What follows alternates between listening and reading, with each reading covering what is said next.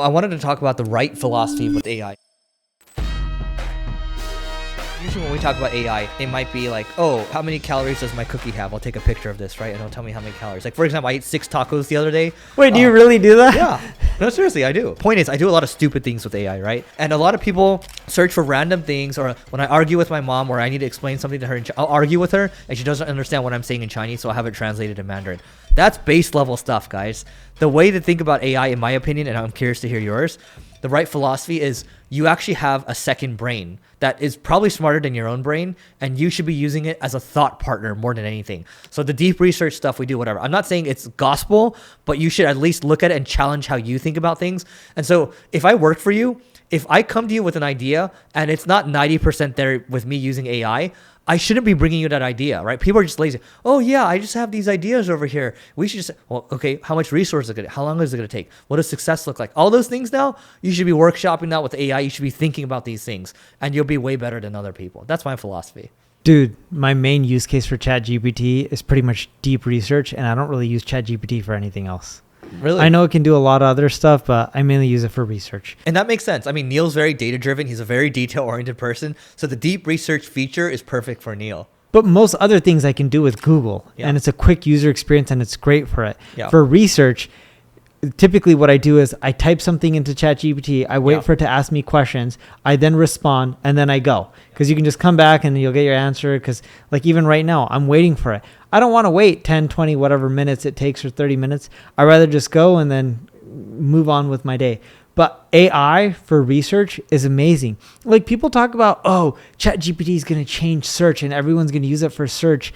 I haven't seen the data on people really using it for traditional search like you would use for Google to buy a product. I just don't see it there yet. I see more people using Instagram and TikTok to find and discover and buy products than I do them using AI. I would say general consumers, I don't think we're seeing enough of a shift yet, but people like you and me, and you and I know a lot of tech people. And plus, when you see people like Toby from Shopify tweeting this, like for me at least, I'm using AI quite a bit more than Google search, but we're at the early adopters. For research though. But what do you mainly use Google search for? You're using it for research now and you've shifted it to AI. Yeah. What I use Google for now, maybe to find restaurants I might want to eat at. Restaurants, products, simple questions. It gives a quick answer. It gives one of the quickest answers out there on the web. To be fair, if I'm looking to transact, I just go to Amazon. I'm searching on Amazon. Yeah. So you still use a lot of the same things, but when it comes to workflows around how'd you find out about this bottle, this Yeti? Amazon.com. But where'd you first learn about it? I didn't. Amazon. Okay. Have you bought products from seeing something on Instagram or TikTok? Honestly, like, have you ever saw a product on TikTok and Instagram? Of course, yeah. Okay. Have you ever bought products from doing a search on ChatGPT? Let me think about this. Yes, I have. So my eye problem. So now after LASIK, I didn't know this. After 10 years, I have issues with the lipids, and if the lipids aren't working correctly with my tears, they evaporate quickly, and my eyes start hurting like hell if I use my screen. But then it recommended me the right product, and I was like, hey, tell me where I can buy this product near me. And it's like, there are 3 CVS's near you. I immediately went to Uber Eats and I bought it, and it shipped it. And then, and then my eyes feel great when I use this now. Yeah, ChatGPT did not find any single ad agency that's grown to $1 billion without acquisition. But going back to your eye thing, if you look at your eye, you did research probably on ChatGPT to figure out what's the problem. And then it recommended solutions to you. Mm-hmm. That's a more rare circumstance for you to buy something. Other than that, do you usually use ChatGPT to search to go buy stuff? It doesn't go in your flow. No, if I'm usually buying stuff, 99% of the time I'm on Amazon. Yes, or you're discovering it from social media. Yeah, so on X, or like I share a lot of stuff with you about microplastics and things like that, right? Or like loose leaf tea. Like you're not supposed to drink the tea bags because there's millions of microplastics in there, right? So now I bought a bunch of loose leaf tea from Japan, and I went to Google for that. Yeah. Oh no. I went to Kettle because Kettle has this amazing tea. And where did I get that recommendation? When I ate sushi in New York and the tea was amazing. I was like, where'd you get this from? And then it was an expensive order, but yeah, it's good stuff. But I think behaviors are slowly changing over time. But I think we can agree that the philosophy on AI is it's a second brain for you. And if you work for somebody, don't be lazy. It's not a place to go find products. It's a place to go figure out how to solve problems and do research. And it can help you with things. It's like an assistant as well. That can help you with tasks.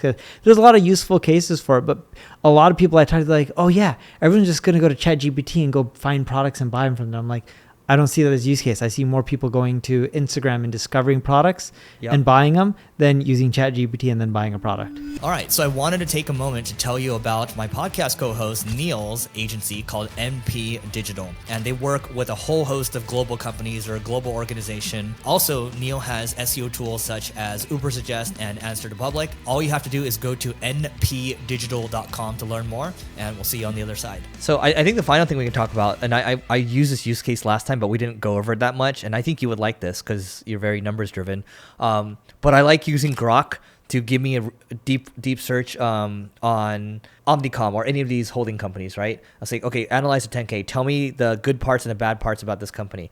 Then 99.99% sure, Neil, you've never done a discounted cash flow forecast in your life, correct? Correct. Okay.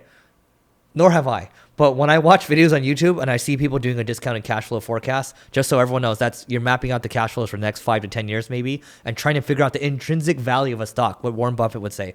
So you're trying to figure out if a stock is overvalued or undervalued, right? Complicated, okay? Takes a lot of time. You haven't done it, I haven't done it. But now I take the 10K, I'm using Grok. Deep search is on the left side. Boom, deep search is done. Then I switch it to thinking mode because it's much better at math on thinking mode. So, okay. Now do me a discounted cash flow forecast for Tesla, for example. It's like it did all the discounted cash, it did all these equations, right? And then the final summary is, okay, Tesla's trading on what, $400 a share right now? $450? You got to look at market cap. Okay, but it's just valuing on a share per share basis, right? So it's like the intrinsic value right now is $52. So Tesla is overvalued right now. I'm oversimplifying, but it gave me all the breakdowns, all the math and everything. And if I wanted to get a sense for how a stock is doing, if I wanted to invest in a stock, this is the thing at least that's been missing for me. I've always wanted that, and I think you would use it too. Yeah, I would use that. I think Grok I still prefer ChatGPT over Grok, but Grok is improving at a very rapid rate. Dude, look at what he's done in 18 months. Yeah. Give it another year. I think Grok will be amazing. At least from a research standpoint, ChatGPT produces more accurate, thorough results for me than Grok, but Grok is also faster at doing the research from what I tested. Yeah.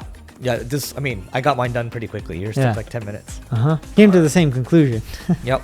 All right, guys. So that is it for today. Please don't forget to rate, review, subscribe, and we will catch you tomorrow.